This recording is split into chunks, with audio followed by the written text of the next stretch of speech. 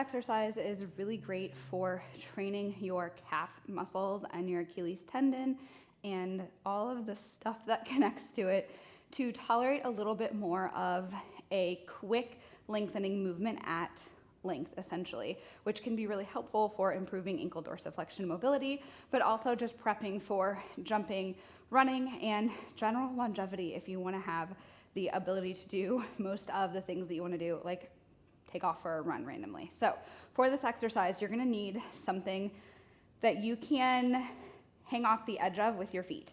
So I'm using a bench because it's a little more comfortable for my feet.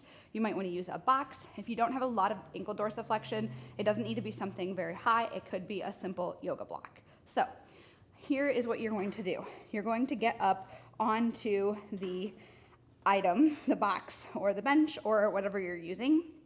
And you want to hold on to something for balance because you want this to be a exercise for your ankles, not necessarily just a balance exercise. Then from here, we are going to find the bottom position. So what I want you to think about doing instead of just falling down, I want you to think about actively pulling your shoelaces, the tops of your feet, towards your shins. So it pulls you down, and find that deepest position that you can where you feel a nice deep stretch in the muscle belly, no pinching allowed or pain in the front of the ankle.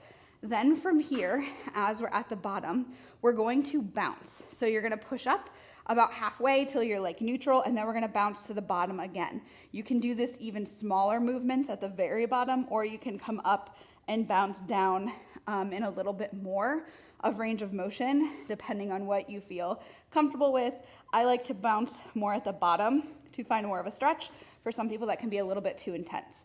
Now, as you're bouncing, we're thinking about kind of like a bouncy calf raise, but you're also thinking about on the way down, still pulling those toes up to find an active, deeper stretch. And so once you get the hang of it, then you're just gonna do your reps as prescribed from 12 to 30, 40, up to 50 even for some people.